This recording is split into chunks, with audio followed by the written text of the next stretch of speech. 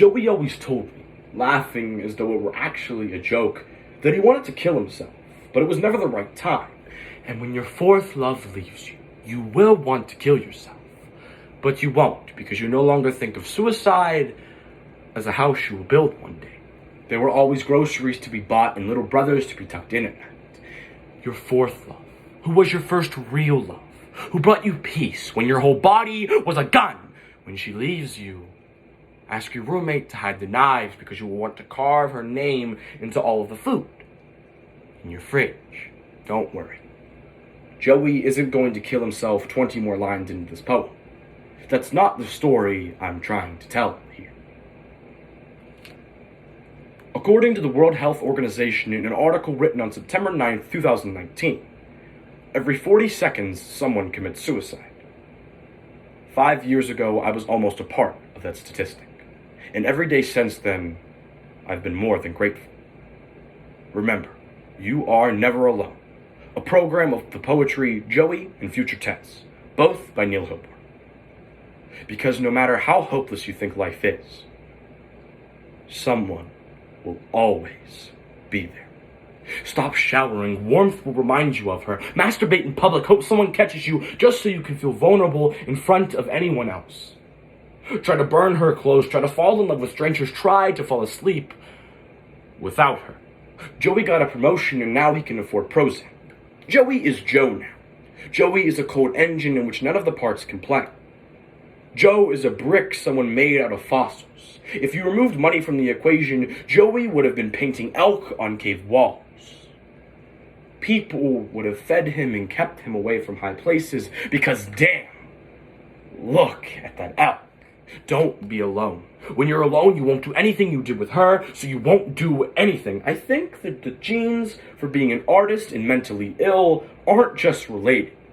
They're the same gene, but try telling that to a bill collector. She made you want to live more than anything else. And now she makes you want to leave this world. Because you have seen it. We were 17, and I drove us all to punk shows in a station wagon older than any of us.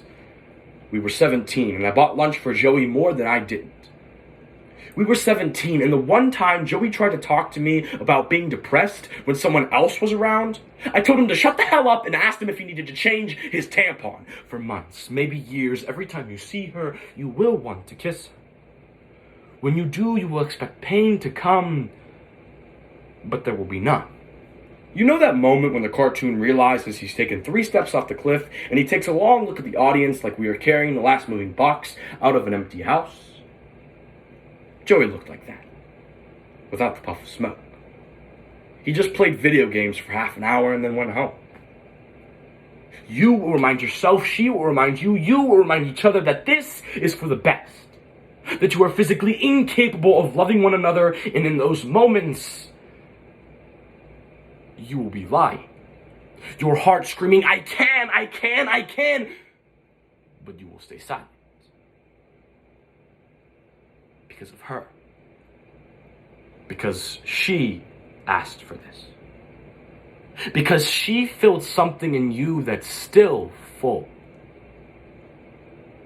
Even though she's gone. Once, I found Joey in my dad's office staring at the safe where he knew we kept the guns. Once, Joey molded his car into the shape of a tree trunk and refused to give a reason why. I once caught Joey in biology class staring at his scalpel, like he wanted to be the frog, splayed out, wide open. So, honest. There's one difference between me and Joey. When we got arrested, bail money was waiting for me at the station. When I was hungry, I ate. When I wanted to open myself up and see if there were really bees rattling around in there, my parents got me a therapist. I can pinpoint the session that brought me back to the world. That session cost $75. $75 is 2 weeks worth of groceries. It's a month of bus fare. It's not even a school's year's worth of new shoes. It took weeks of $75 to get to the one that saved my life.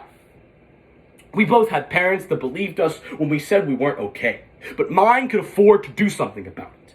I wonder how many kids like Joey wanted to die and were unlucky enough to actually pull it off. How many of those kids had someone who cared about them but also had to pay rent? I'm so lucky that right now I'm not describing Joey's funeral.